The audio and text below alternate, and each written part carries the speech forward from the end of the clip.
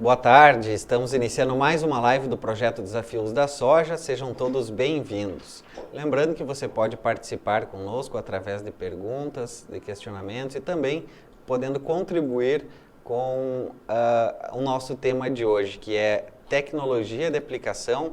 Nosso convidado hoje é o Dr. Walter Boller. Seja muito bem-vindo, professor. O senhor que é doutor em agronomia e aí trabalha já há um longo tempo com questões de tecnologia de aplicação, né, professor?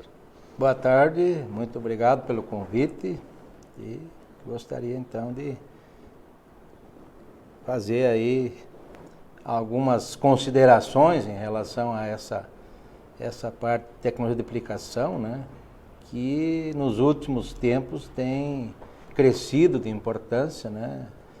Não que não fosse importante no passado, mas como a quantidade de produtos e de situações diferentes que ocorrem no campo, né, cada vez mais complexas, né, também na aplicação nós temos que ser mais cuidadosos, né, e isso pode nos trazer, né, o descuido com a tecnologia de aplicação pode nos trazer resultados insatisfatórios, né, e mesmo que os produtos sejam bons, né? Então é importante ter um bom produto adequado para cada situação, mas também as práticas de aplicação têm que ser as corretas.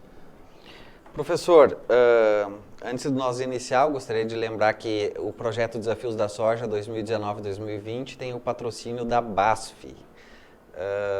Professor, por coincidência hoje, né, nós tínhamos já agendado há algum tempo a nossa entrevista aqui, e eu recebi esse livro hoje, Tecnologia de Aplicação. Coincidência, no dia da nossa entrevista eu recebi. Eu gostaria que o senhor falasse um pouquinho sobre essa obra.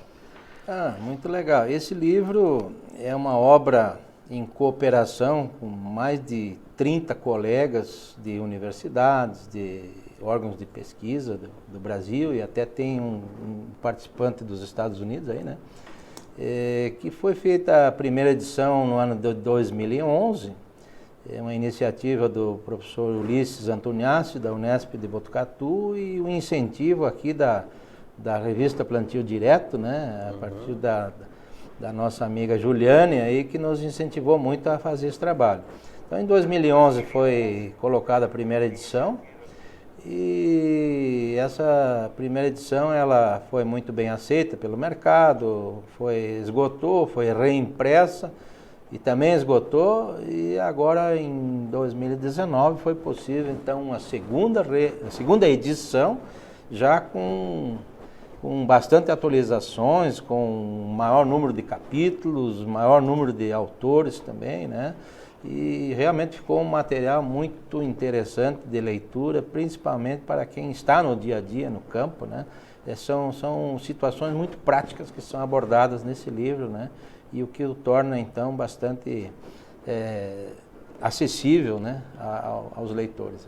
Eu consegui dar uma olhada hoje aqui e eu que não sou engenheiro agrônomo formado, tive uma boa compreensão devido à forma como ele é escrito, muito bom.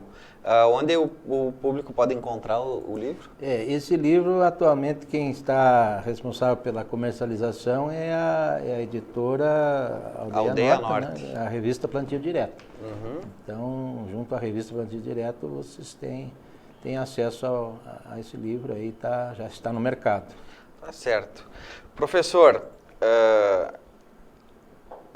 a tecnologia de aplicação, qual é o conceito de tecnologia de aplicação?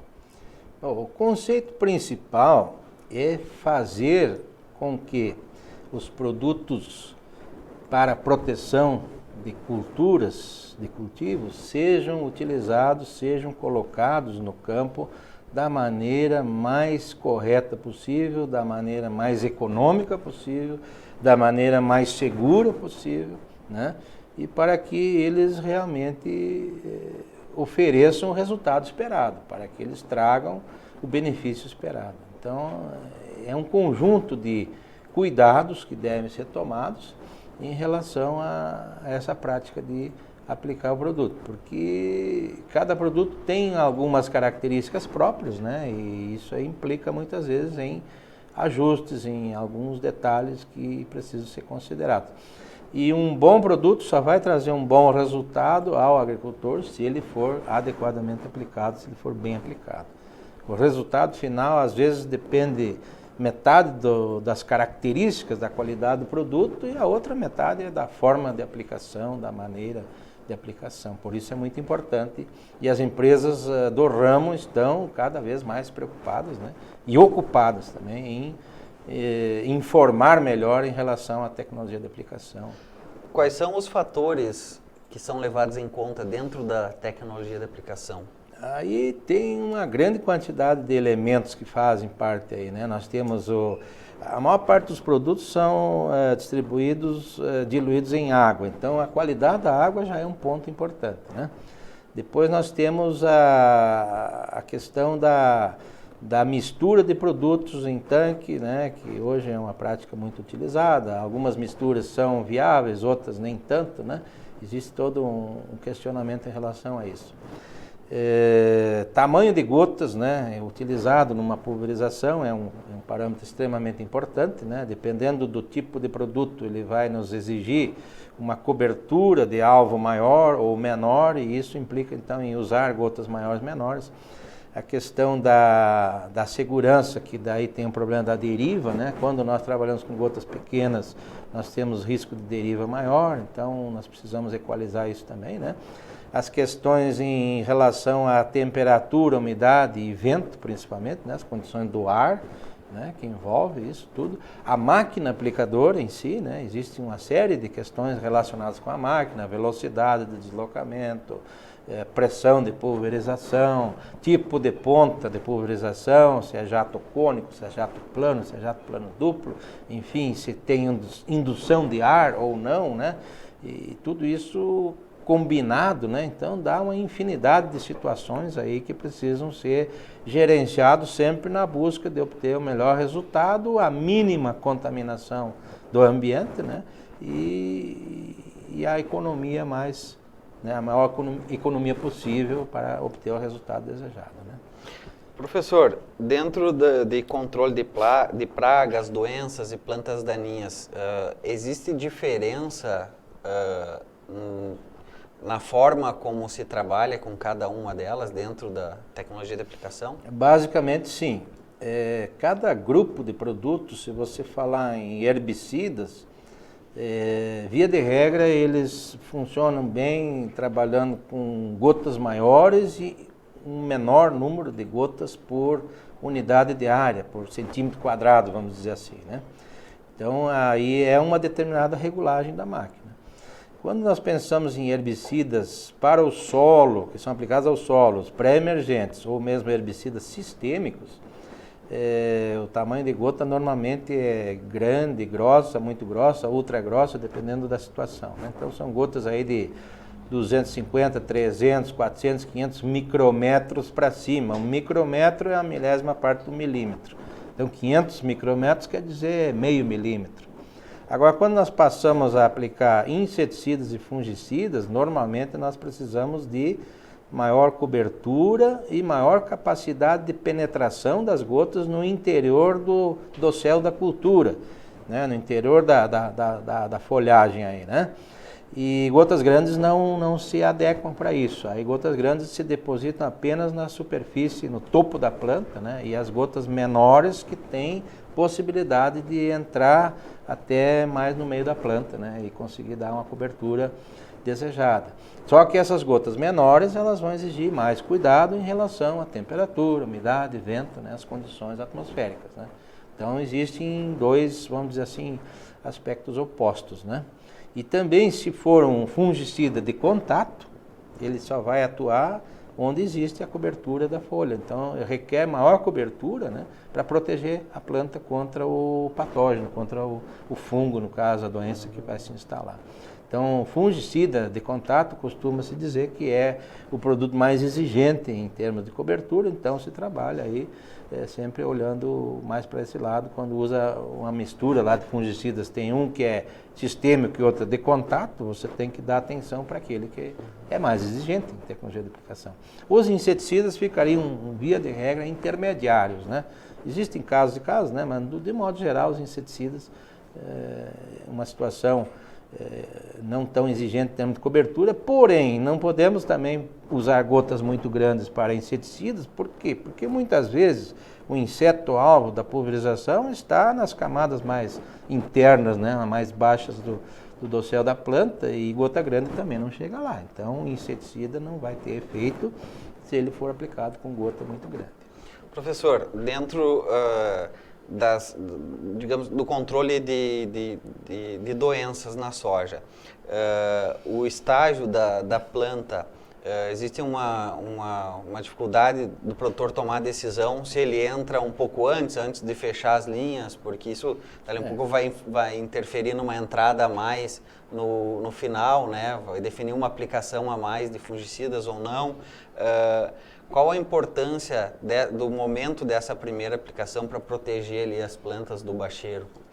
Hoje a maioria dos pesquisadores indica fazer as aplicações preventivamente, sendo que a primeira aplicação, para promover realmente uma proteção da planta, que seja feita antes de haver o toque das folhas de duas linhas contíguas, né, de duas linhas vizinhas na lavoura, né? Então, o pré-fechamento, antes do pré-fechamento. Pré-fechamento já é quase situação limite, né? Lógico que se não houver condições para o desenvolvimento da doença, isso pode significar um gasto a mais, porém é um seguro para a lavoura, né? E não existe só uma doença, normalmente existem várias doenças e você pode não ter uma, mas pode ter outra presente, né? E com isso você vai estar reforçando a sanidade da planta, o conceito aí é manter a planta sadia por mais tempo possível, né? E manter mais folhas sadias também, né? E por isso, então, essa aplicação antecipada, ela vai permitir que você deposite uma certa quantidade de produto nas folhas do baixeiro, vamos dizer assim, nas folhas do interior do dossel da planta, o que mais tarde fica mais difícil, fica bem mais difícil conseguir isso. E com relação a pragas, preciso levar em conta agora me fugiu a palavra, mas levar em conta como a praga se comporta, o hábito da praga, né? Se à noite ela sobe, desce, inclusive isso aí, se ela ficar embaixo ou não. Situações em que a praga, devido a condições de temperatura do ar, coisa assim, durante o dia, ela se abriga debaixo da palha ou debaixo de torrões do solo, né? E você fazer uma pulverização de dia não vai atingir ela, vai ser mais difícil de atingir ela. Então, às vezes, em alguns casos, é recomendada a pulverização noturna, principalmente em algumas lagartas, né, que têm hábito de se abrigar durante o dia, né, e à noite aí elas vão para a parte aérea das plantas e consomem a área foliar, e em pouco tempo acabam com a lavoura, né? Então, aí seria a situação interessante de aplicação noturna, né? Mas em alguns casos, para fungicida também é interessante trabalhar com aplicação noturna, principalmente quando de dia a temperatura, a umidade e o vento aí não ajudam, né? São muito desfavoráveis, né? À noite, geralmente, as condições são mais amenas. Então, até um determinado horário da noite, a princípio, é bem interessante para fungicida e para inseticida. Com relação aos herbicidas, professor, nós estamos aí... ainda não chegou no campo a tecnologia, mas logo aí, ano que vem, já teremos a Xtend, teremos o Liberty Link, teremos alguns outros eventos biotecnológicos aí que vão,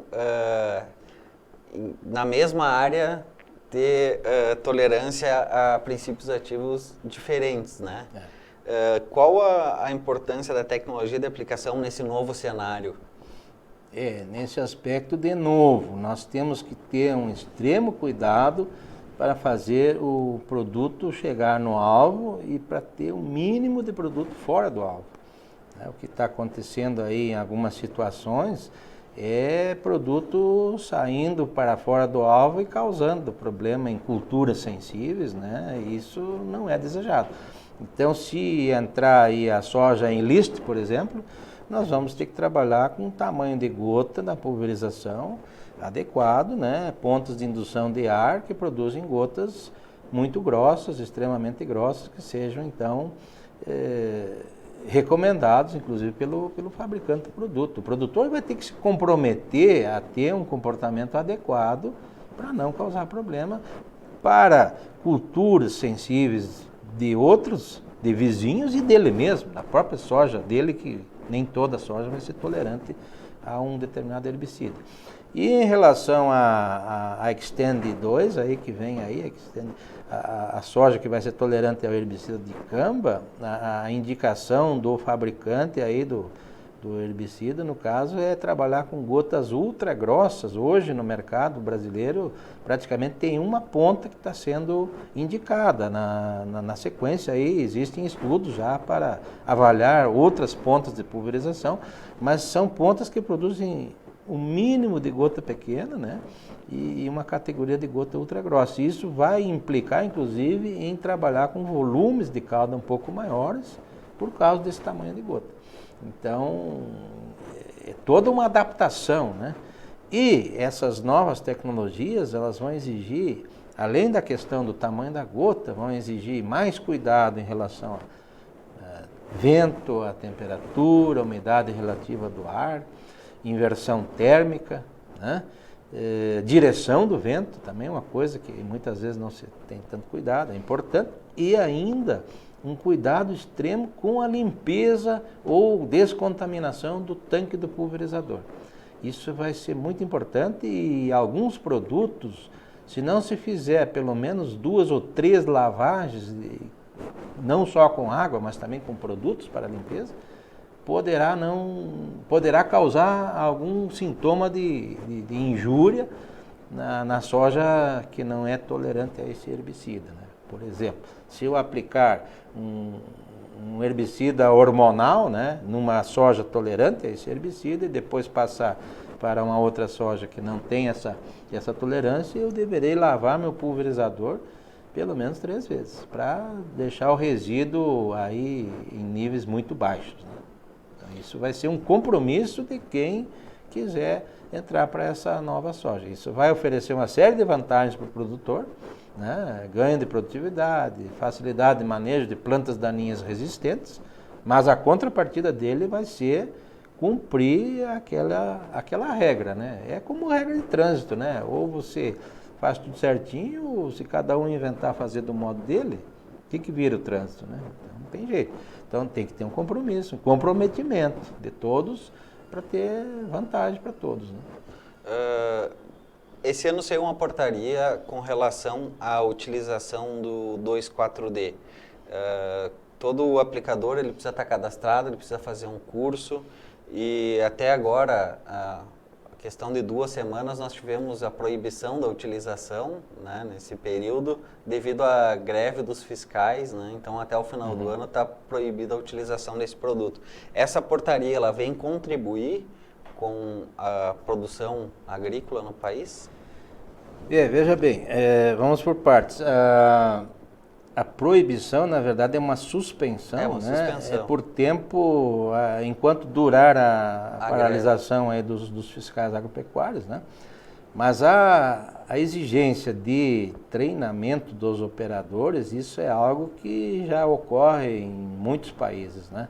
Nós, na realidade, estamos atrasados com isso, nós teremos que trabalhar fortemente em cima disso, preparar realmente os nossos aplicadores, né? A aplicação de produto fitossanitário não é igual a conduzir uma máquina no campo para outras operações, tem muito mais aspectos envolvidos. Então, o operador, em última análise, é aquela pessoa que toma decisões no campo, na hora lá, a condição de repente muda, alguma situação nova, ele tem que tomar decisões.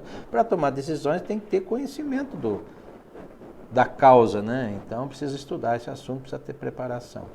E evidentemente que isso é positivo, embora vai causar aí algum estresse aí no primeiro momento, porque eu não sei se nós vamos ter pernas, vamos dizer assim, para treinar todo mundo em tempo hábil, né? Isso vai exigir aí esforços tanto das cooperativas, dos sindicatos, da Emater, dos fabricantes de produto, enfim, das empresas de assistência técnica. Todo mundo vai ter que trabalhar aí junto para viabilizar alguma coisa nesse sentido, né? Tem empresas autônomas aí trabalhando com treinamento aí, né? Já vários exemplos aí, né? Mas é positivo, porque vai haver uma melhoria, com certeza, né? Evidente que às vezes o resultado não é imediato, ele é resultado de treinamento, ele vai vir passo a passo e vai melhorando, né? Professor, dentro da questão do volume de cauda, até eu participei de uma palestra do campeão do SESB, o Maurício de Bortoli, aqui de Cruz Alta, onde ele comentou que ele faz as aplicações dele lá com 60 litros de cauda por hectare, né, professor? Qual é a relação? Existem estudos nesse sentido de avaliar o volume de cauda ou depende muito de cada região? Veja bem, o volume de cauda, na verdade, ele deveria ser uma consequência da cobertura necessária por determinado alvo, né, e do tamanho de gotas utilizado. Então, sabendo a quantidade de gotas por centímetro quadrado e o tamanho ideal dessas gotas, é possível se estimar o volume mínimo de cauda necessário. E aí se fazem esses ajustes, né? Então não existe um número fixo assim, dizer, não, tal volume é bom, tal volume não é. Depende de outras questões, né? Eventualmente um volume de 60 litros pode ser melhor do que um volume de 100 litros em determinadas situações. Agora, sempre respeitando essas questões, temperatura, umidade, vento, área foliar da planta, enfim, tudo isso envolve, né, essa situação. Se eu puder fazer a aplicação numa condição de ambiente boa, que me permite trabalhar com gota pequena, talvez os 60 litros seja uma ótima quantidade de cauda, né? Enquanto que numa condição não muito boa, talvez os 150 não seja bom, não seja suficiente, esteja sujeito a desperdício, né? Então existem questões e questões em cima disso, né? O volume ele não deveria ser uma coisa fixa, né? Evidentemente que quanto menor o volume, maior o risco, maior a necessidade de fazer um trabalho mais técnico, mais cuidadoso em relação a todos os aspectos envolvidos. Antigamente nós trabalhávamos com volumes altos e aí não se tinha, né, um cuidado tão grande. Começamos lá com herbicidas, trifluralina, aplicando 300 litros por hectare, 250, 200, né, e assim foi indo, né. Então hoje a gente trabalha, tem muitas situações que é possível trabalhar com volumes menores, né. E uma outra questão interessante, uma das nossas alunas que defendeu o doutorado esse ano aí, ela fez um trabalho onde ela usou o volume crescente à medida que a planta foi crescendo. Então iniciou com um volume menor na primeira aplicação, volume intermediário na segunda, na terceira e na quarta já um volume maior. Isso foi tão bom quanto usar sempre o maior volume. Então é uma outra questão que dá para pensar também, adequar o volume à estatura, a área foliar da planta, enfim, né? Isso é um ponto que também nos desafia até a fazer mais estudos. Se você pensar bem, hoje nós estamos recomendando uma dose por hectare, seja na primeira, seja na segunda, seja na terceira, seja na quarta aplicação, é sempre a mesma dose, mas só que a planta vai acrescentando a área foliar. Então o que nós estamos fazendo? Nós estamos colocando uma superdose na primeira e uma subdose na terceira e quarta, sei lá. Alguma coisa não está muito bem nesse contexto. Então, tem muitos pontos que nós poderíamos ainda ajustar e melhorar, com certeza. Professor, a mistura no tanque, quais são os cuidados que precisam ter? Bom, esse é um ponto que bastante polêmico, né? Havia períodos em que isso era meio que proibido, mas todo mundo praticava por razões óbvias, né? E o importante é saber se realmente o produto é compatível com o outro, né? E hoje a gente verifica às vezes aí 5, 6, 7 produtos dentro do tanque. Um deles, às vezes, é adequado a um pH mais baixo, outro já é adequado a um pH mais neutro e tal. Isso pode gerar conflito, né? Um produto poderá interferir na eficácia do outro, né? Interferir negativamente, né? Então, esse é o cuidado. Então, quem pratica misturas em tanque, ele tem que ter cuidado. Primeiro, ver a compatibilidade física, ver se não vai haver formação de gelatina, se não vai precipitar, né? Então tem que fazer um teste da garrafa, aí, né? Coloca o produto, agita e deixa um tempo parado. Se vê que separa as fases, opa, isso aqui não está muito bom, né? E a questão da situação de antagonismo de um produto com o outro, isso aí já requer um pouco mais de estudo, né? Então é importante, né? Geralmente as empresas têm aí um grupo de produtos que é compatível, né, com o produto dela, mas como existem N empresas, N fornecedores de produto no mercado, existe a possibilidade de alguns serem incompatíveis. E nesse ponto existem alguns estudos sendo feitos Brasil afora aí mostrando, né, o problema que pode acontecer. E essa incompatibilidade, aqui gostaria de lembrar também, ela costuma ser maior quando os volumes são menores. Porque aí você tem caldas mais concentradas e aí a possibilidade de um produto interferir no outro é até maior, né? Então, quando é mais diluído, quando tem maior volume de água nessa história aí, a gente tem normalmente menos risco. Pode ter exceções também, né?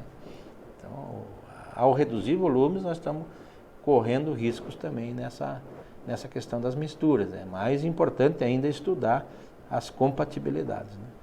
Queria mandar um abraço para o Luiz Tardeu Jordão, que está nos acompanhando, também o Marcos Puma, que contribui aqui com a nossa live. Ele diz que é preciso levar em consideração se o produto é sistêmico ou contato. Isso nos guiará à escolha do volume de cauda e o tipo de bico.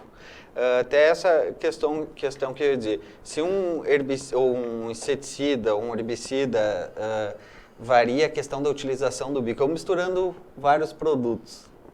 Aí é mais um problema.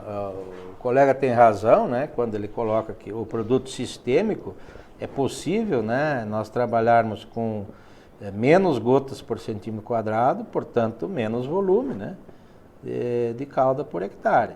Já um produto de contato, nós vamos ter que trabalhar priorizando um pouco mais essa questão de cobertura. Agora, quando nós misturamos um com o outro, nós vamos ter que atender a demanda do mais exigente normalmente, né? Então, isso é um problema também em relação a algumas situações em que vai misturar herbicida com fungicida, né? A primeira de fungicida e ainda tem a última aplicação de herbicida. Quem você vai, né? Você não quer ter deriva do herbicida, mas você não pode ter gota muito grande, senão o fungicida ou inseticida não vai ser muito eficaz, né? Então, fica um dilema aí muitas vezes, né? A quem você vai priorizar?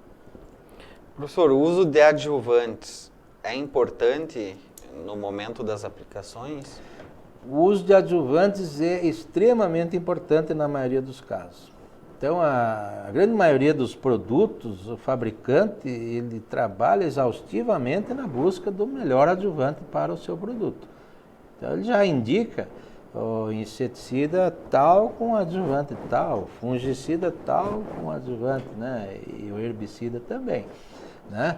E isso não significa que não existam outros adjuvantes no mercado que possam até proporcionar efeitos iguais ou melhores. Porém, por garantia, né, normalmente a gente deve seguir à risca aquilo que indica o fabricante.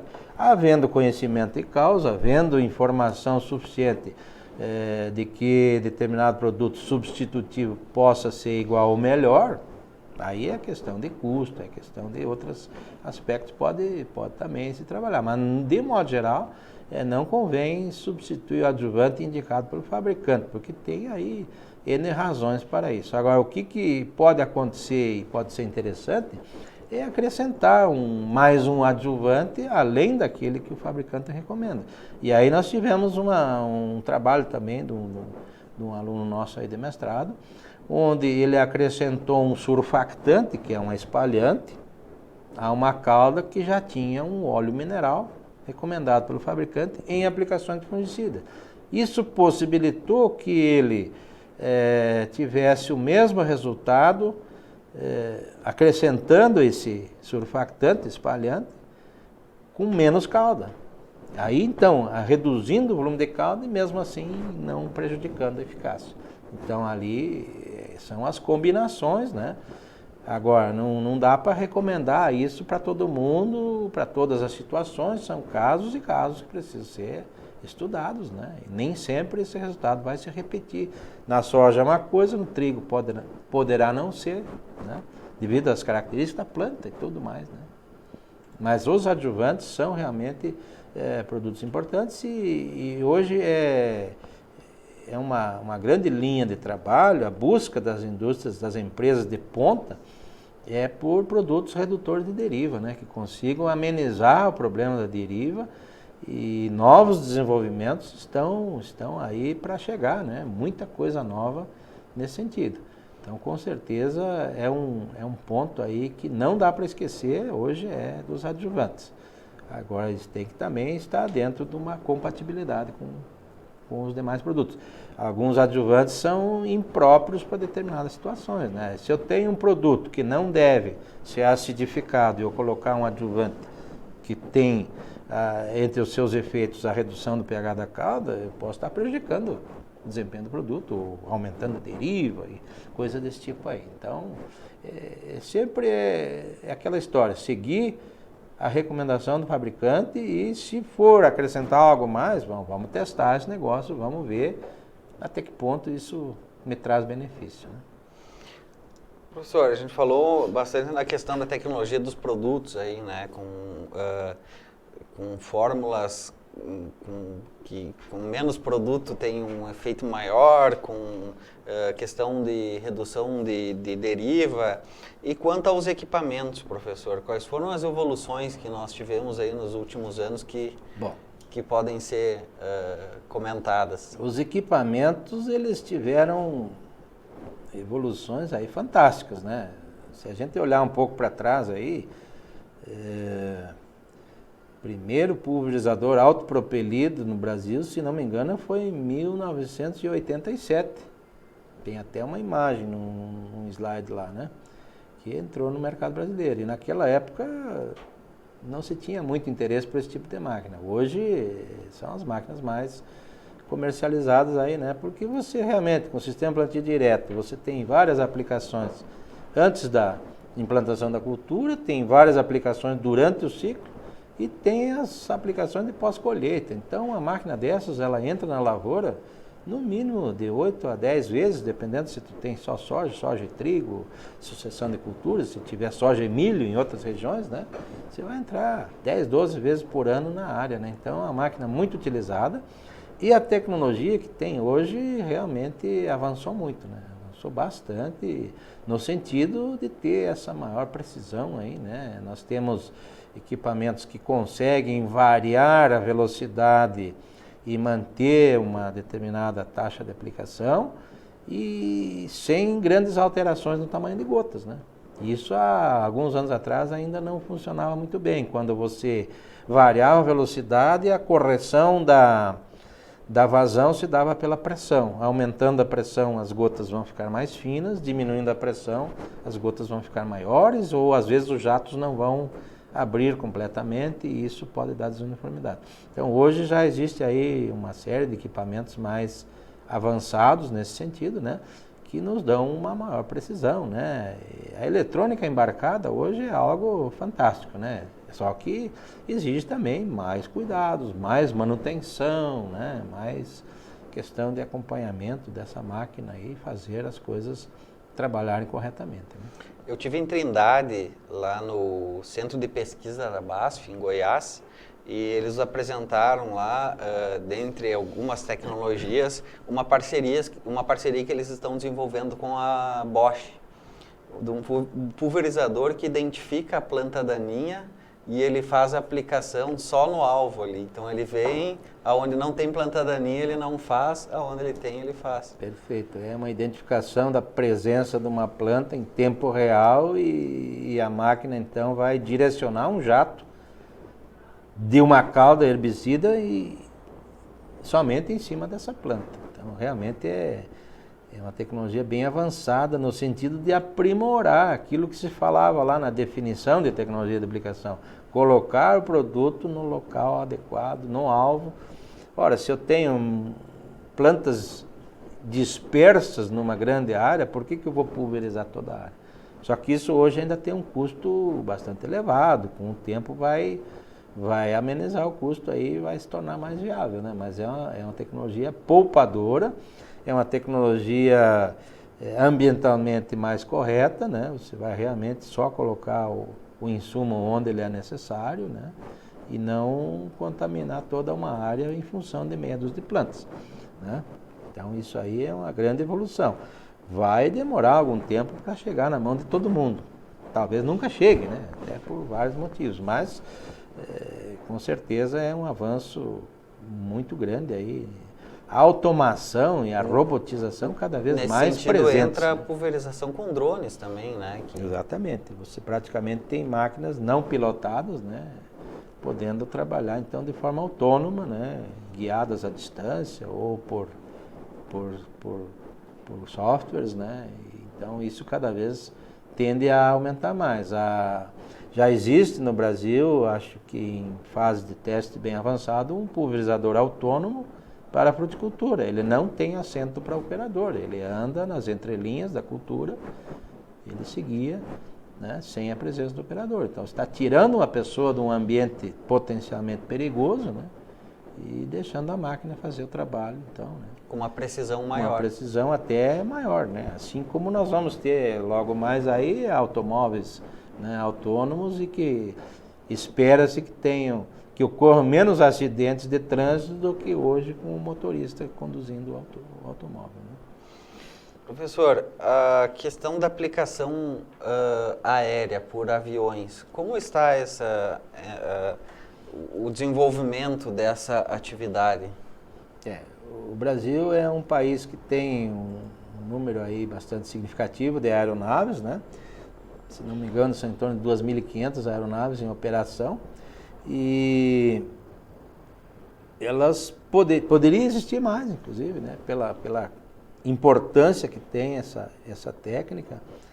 E veja que se a gente olhar para o sul, metade sul do Rio Grande do Sul, pensar em 1 milhão de hectares de arroz irrigado, como que você poderia fazer pulverizações numa área que é inundada durante o ciclo da cultura, né? Se não for por meio de avião, né? Fica complicado.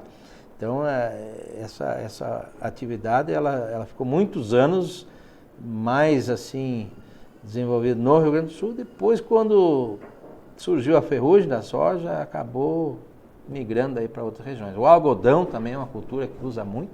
Pelo seguinte, o algodão, durante o ciclo do algodão, você tem aí 15, 20, até mais aplicações, e o intervalo entre uma e outra é muito curto. Às vezes, 4, 5 dias você tem que entrar de novo. Inseticida, fungicida e outros produtos mais, né? O equipamento terrestre não daria conta. Você tem chuva no meio, você tem, às vezes, condições de solo inadequadas para o tráfego de máquina, a aeronave trafega normalmente, né? Então é uma ferramenta extremamente útil, desde que seja utilizada corretamente, né, de acordo com os padrões, né, as boas práticas agrícolas, que para a aplicação aérea são um pouco mais, né, exigentes, né, em função de que você vai trabalhar com certeza um volume menor, com gota menor, né, então fazendo aí tendo mais cuidado em relação a isso. Mas é uma ferramenta segura. Sendo usada corretamente, é bastante segura. É evidente que tem que respeitar os limites que lhes são colocados, né? E nós também tivemos a oportunidade de comparar aplicações terrestres e aéreas na mesma área, né? Em muitas situações a aplicação aérea pode ser até superior à terrestre, né? Por exemplo, numa cultura de milho, onde você vai aplicar um fungicida tardiamente, com o equipamento terrestre existe um dano à produção da cultura e o aéreo não tem esse dano e o benefício é similar, né? Então você acaba aí tirando às vezes uns quantos sacos a menos de milho em função do equipamento causar dano. Mas hoje também nós já temos equipamentos terrestres com vão livre mais alto que reduz um pouco esse problema do dano. Mas voltando à aplicação aérea, bem feita, ela é uma ferramenta tão boa quanto a aplicação terrestre. Não tenha dúvida, nós não vemos grandes diferenças desde que seja feita respeitando as condições e ajustando adequadamente as máquinas. Nós falamos um pouco, professor, a respeito do treinamento. A importância da segurança de quem está operando o equipamento, de quem está trabalhando com a aplicação. Quais são os pontos que precisam serem levados em conta? Sem dúvida. A questão da segurança aí, a pessoa precisa ter a adequada proteção, né? Tem situações e situações, né? Equipamentos, no momento do preparo da cauda, é um momento em que ele está operando um produto concentrado, ele precisa usar o EPI normalmente completo aí, né? E depois, durante a aplicação, se a máquina for cabinada, se tiver uma condição boa dentro da máquina, ele até deve retirar esse EPI, não deve usar o EPI dentro da cabine, né? Para não contaminar a cabine. Sim. Então, existem todos esses cuidados aí. E, logicamente, né, o bom preparo de um operador inclui também as regras de segurança, né? Ele não se contaminar e não contaminar áreas indesejadas, né? Não colocar o produto onde não é desejado, né? Isso é fundamental, essa questão de segurança aí, tanto para a população que consome esse alimento, quanto para o próprio operador, aplicador, né? Professor, questão da regulagem e calibração do equipamento. Certo. Qual é o que precisa ser levado em conta? Existe olha, precisa, toda vez que você vai entrar na lavoura, precisa ser inspecionado? Tem uma regra para isso? Bom, primeiro diferenciar o que é regulagem e o que é calibração, né? Regulagem é preparar a máquina para fazer determinada aplicação. Então, nessa regulagem eu vou definir tamanho de gota, a ponta de pulverização que devo usar, a pressão, a velocidade, o volume de cauda, enfim, todos esses detalhes, espaçamento entre bicos, altura de barra. Vou definir as principais, né, parâmetros da aplicação. Feito isso, na calibração eu vou aferir, vou verificar se a máquina está me entregando isso que eu planejei, isso que eu quero dela, né? Então, aí sim, aí se faz demarcação de uma distância, percorre essa distância, coleta produto, né, calcula. Quando são máquinas mais modernas, mais evoluídas, elas já têm calibração por meio de computador de bordo e tal, mas muitas vezes precisa fazer algum tipo de aferição dos fluxômetros, enfim, dos equipamentos, mesmo tendo eletrônica embarcada, aí exige algum tipo de aferição. E essa aferição teria que ser feita pelo menos semanalmente, né? Dependendo do caso, até com maior frequência, né?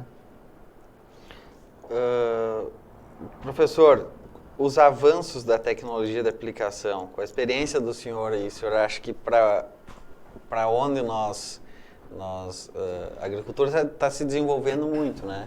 Bom, vamos por partes também. Um dos avanços que ocorreu bastante aí foi em relação às pontas de pulverização, né? Quando nós iniciamos aí o uso de herbicidas, a gente tinha lá um tipo de ponta para herbicida e um outro para fungicida e inseticida, e era o que tinha, né? Hoje a gente já tem uma possibilidade maior de escolha, né? De ponta, tamanho de gota, qualidade, né? Da pulverização, aí tá mais acessível isso aí, né? E realmente os controles, né? Os controles automáticos, máquinas que têm um sistema que identifica a área, se a área já foi ou não pulverizada e liga ou desliga, bico a bico, né? De modos a não haver uma sobreposição de produtos, né? Então isso é um avanço bastante grande também, né? E logicamente o que vem pela frente aí tem muito mais automação, cada vez mais automação, né? Você mesmo já levantou a questão da aplicação localizada, né? Daquele sistema que identifica a presença de uma planta daninha, né? Para pragas de fungos vai ser mais difícil ocorrer isso aí, porque é mais difícil a leitura com a máquina em movimento, né? É bem complicado ainda, né? Mas muitas evoluções vão acontecendo, né? A busca de, por exemplo, os drones estão aí, né? Existem situações em que são utilizados. Aqui no Brasil ainda tem a questão da regulamentação dos drones, que ainda está pendente, né? Mas deverá ocorrer. Na China, sabe-se que existem milhares de drones em operação, porém substituindo o pulverizador costal manual. Então é uma situação. Agora, substituir o pulverizador tratorizado, autopropelido, o avião por drone é outra situação. Poderá ter, eu imagino que poderá ter nichos de mercado para os drones operar, né? E onde outros equipamentos não sejam tão viáveis ou tão eficazes, né? Então, ele vai ocupar um espaço e vai haver essa evolução com certeza. E sempre é a busca de acertar melhor o alvo, errar menos, desperdiçar menos produto e não contaminar o ambiente. Esses são os pontos mais básicos que se perseguem aí em todo tipo de aplicação. Certo. Professor, estamos aí partindo para o encerramento da nossa conversa. Eu gostaria que o senhor falasse um pouco sobre a questão acho que das boas práticas agrícolas, nós falamos aqui já, mas a sua mensagem, suas considerações finais aí a respeito do assunto. Bom, eu teria assim, em relação às boas práticas, só para dar alguns valores, né? A gente precisa fazer então todo aquele cuidado da regulagem, da calibração de uma máquina aplicadora, a inspeção dessa máquina, verificar se ela está com algum desgaste, se as pontas de pulverização estão adequadas, né? Qual é o critério para saber se uma ponta de pulverização ainda está trabalhando satisfatoriamente? É o aumento da vazão. Se uma ponta nova possui uma vazão de 0,5 litro por minuto, no momento que uma ponta usada tiver na mesma pressão, na mesma condição da ponta nova, tiver uma vazão mais que 10% acima disso, mais de 550 ml por minuto, ela está com desgaste. Se tiver várias pontas com desgaste, eu deverei substituir todas, né, por pontas novas. Esse é um critério muito simples, muito fácil de fazer. Verificar se tem vazamentos, as máquinas não podem ter vazamentos, né, cuidados gerais, né, nesse sentido, principalmente, né. Em relação a condições atmosféricas, né, trabalhar com velocidade de vento na faixa de 3 a 10, 3 a 12 km por hora, sempre que possível, né? Existem situações aí complicadas que não é fácil atender, mas no modo geral é isso, né? Umidade do ar sempre acima de 50%, 55% e temperaturas entre 15 e 25 graus, de procurar não passar de 30 graus Celsius, né? Se tiver que passar, tem que trabalhar no sentido de utilizar gotas maiores, de utilizar redutores de deriva, né, os adjuvantes e tal, né. Isso aí seriam práticas interessantes, né. E lógico, todos aqueles cuidados do operador com ele mesmo, né, com a sua saúde, com a sua proteção, né, isso tudo são consideradas boas práticas, né, não fazer, seguir as indicações, né, das bulas dos produtos, de modo geral, né, que são esclarecedoras. Infelizmente, nem todas, né? Algumas bulas deixam a desejar em relação à tecnologia de aplicação, mas as boas práticas, em geral, são bastante enfatizadas, né? Eu não sei se eu deixei de falar alguma coisa, né? Mas em relação à limpeza do pulverizador, ainda acho que valeria a pena, né, a gente dar um tempo aí, né? nós muitas vezes não temos esse costume de fazer a limpeza da máquina ao final do dia, né? Então essa máquina fica de um dia para outro, às vezes fica vários dias com o resíduo do produto que foi aplicado alguns dias antes, e esse resíduo tende a ressecar, a secar dentro da barra, dentro dos filtros, enfim, né? E começa a causar entupimentos, causar diferença de vazão entre pontas, enfim. Então, uma prática importantíssima que eu considero é a última coisa a se fazer antes de guardar a máquina no final da jornada é fazer uma limpeza, pelo menos uma limpeza com água, uma lavagem com água, né? Colocar uma certa quantidade de água no tanque, água corrente aí, né? Fazer essa cauda de resíduo circular e voltar lá na lavoura onde acabou de aplicar e destinar essa cauda resultante nesse ponto. Então fazendo isso, já se evita uma série de problemas no dia seguinte ou na semana seguinte, quando vai utilizar a máquina novamente. Agora, quando se tratar de produtos específicos, cujos resíduos podem causar problemas a outras culturas, aí você tem que ser mais exigente com relação à limpeza da máquina. Esses produtos da classe dos herbicidas hormonais, se nós tivermos a soja tolerante, né, a soja enlist, a soja extend, né, nós vamos ter que praticar a tríplice lavagem do pulverizador. Tríplice lavagem do tanque, da barra, todo o circuito, né, e inclusive lavar o pulverizador por fora, porque só o resíduo fica nos pneus e em algumas partes da máquina pode, ao entrar numa lavoura sensível, causar injúria, né? Então tem que ser bem rigoroso em relação à lavagem.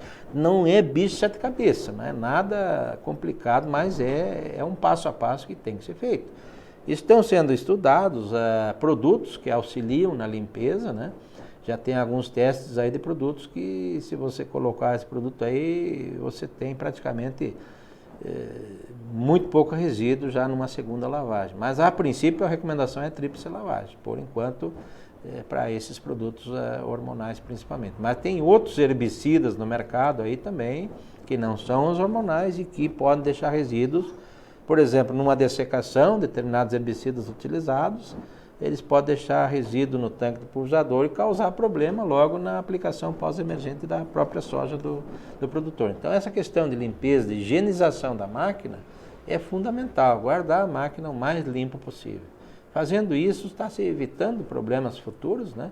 E zelando pelo bom funcionamento dessa máquina. Então, é um tempo que se gasta ali, mas que é um tempo importante que acaba se refletindo em ganhos para a atividade, né? Lembrando que a boa prática agrícola deve ser levada em conta pelo produtor, pelo operador, muito também por essa questão do nosso posicionamento, que nós somos um país que que produzimos muito, cuidamos do meio ambiente, mas para isso precisamos também levar em conta esses cuidados, né, professor? Eu acho que um último recado que eu deixaria nesse sentido, né, é que, infelizmente, o setor de agroquímicos, ele é muito criticado, né? E por pessoas que nem sempre têm conhecimento de causa. A mídia gosta muito de divulgar as más notícias. Então, o apelo que eu faria para todos os envolvidos com a aplicação de produtos fitossanitários, de produtos para proteção de plantas, é que façam o máximo possível para não dar notícia ruim. Nós não podemos dar notícia ruim. Então, acontece um problema lá, aí vira uma bola de neve, né? Daí vem toda aquela polêmica. Então, procurar fazer as coisas o mais correto possível, da forma mais segura possível, para não dar nenhum furo, nenhuma notícia ruim. Vejo só que recentemente a Anvisa, né, publicou aí um relatório das avaliações, né, dos 4.000 e poucas avaliações de produtos alimentícios que foram feitos, né, e foi encontrado algum resíduo com possível problema em 0,89% das amostras. Só que a mídia já falou que 1 em cada 4 amostras tinha problema. Não é isso. Então, ocorre aí muitas vezes uma distorção das notícias, das informações. Isso cria pânico na população, isso cria um antagonismo. Ah, o agricultor está querendo envenenar o mundo. Nenhum agricultor quer envenenar o mundo, pelo contrário. Ele está usando um produto que é caro, que diminui a renda dele. Mas ele usa porque é a ferramenta que ele tem para enfrentar a planta daninha, para enfrentar a praga, para enfrentar a doença, para proteger seu cultivo e não ter prejuízo. É só isso. Né? E a segurança que esses produtos oferecem, de modo geral, é muito grande. Os testes a que são submetidos os produtos hoje é de alta segurança. Né? E outra coisa, muitos desses produtos que estão sendo usados no campo também são remédios humanos, né? E quando são remédios humanos, às vezes a gente ingere eles numa concentração maior do que a planta recebe no campo. E lá em cima da planta incide luz solar, chuva, né, intempéries mais diversas, né? Quer dizer, aquilo que nós colocamos no campo não é o que vai para a mesa, de jeito nenhum. Né? O produto vai ser degradado, vai ser decomposto, né? Então, existe esse ponto aí. Nós temos que informar a população do que é verdadeiro e nós devemos evitar problemas. Isso é importante. Infelizmente, nós tivemos aqui no Rio Grande do Sul essa situação aí de vários problemas com as aplicações de herbicida 2,4-D, onde certamente as pessoas que fizeram as aplicações não seguiram as boas práticas. E aí é lamentável isso, né? Porque existe um esforço de Senar, de cooperativas, da Emater, das empresas, de todo mundo aí junto, no treinamento das pessoas, e existe ainda muitos assim, que assistem os treinamentos, participam, mas não mudam uma vírgula nos seus procedimentos. Então não adianta, né? Nós precisamos de educação, e educar é fazer mudança. E acredito que isso é uma parte muito pequena dos produtores, né, que fazem, mas é muito importante que aqueles produtores que fazem bem feito também tenham atenção disso. Ver um vizinho que está aplicando de maneira desordenada, comunicar aos órgãos competentes, tem que ser vigias também das boas práticas agrícolas para que nós tenhamos aí mais motivos para falarem bem do agro, né? Os agricultores têm que se ajudar nesse sentido, fazer as coisas bem feitas e mostrar que fazem bem feitas e evitar os erros, evitar as formas erradas, porque isso vai contra eles. Se vamos supor essa situação do 2,4-D aí continuar gerando muito problema, é possível que as autoridades proíbam realmente o produto no futuro. E aí? Aí nós vamos perder uma ferramenta para o manejo de resistência planta daninha, que já está complicado. Vamos perder uma, daqui a pouco vamos perder outras e outras. Então nós temos que fazer o possível e o impossível para não gerar problema. Trabalhar dentro seguir o catecismo, né? Seguir aquelas recomendações que cada fabricante de produto nos oferece e as boas práticas, né? Certo. Professor Walter Boller, muito obrigado pela tua participação aqui conosco, obrigado pela tua dedicatória aqui no livro. Lembrando que o professor o livro Tecnologia de Aplicação para Culturas Anuais, a 2ª edição, que é organizado pelo Ulisses Rocha Antoniazzi e pelo professor Walter Boller. Muito bom, já consegui dar uma lida aqui, gostei muito. Muito obrigado pela tua atenção, professor. Seja sempre bem-vindo a Destaque Rural e obrigado por aceitar o nosso convite aí. Opa, muito obrigado aí também, né? E a todos aí um bom final de ano, né? E que possamos entrar no ano novo aí com novas energias e esperar que o nosso São Pedro nos abençoe com água suficiente para as nossas lavouras, né? Que tá um pouco seco esse período aqui, né? Acho que segunda ou terça aí tem uma previsão de 50 milímetros aí. Tomara que não falhe. 50, 60, tomara que se concretize. Verdade. E a você que está nos assistindo, então, muito obrigado pela sua audiência. Foi um prazer tê-lo conosco durante essa entrevista com o professor Walter Boller. Lembrando que o Desafios da Soja tem o patrocínio da BASF. Uma boa noite a todos e até a próxima semana. Boa noite.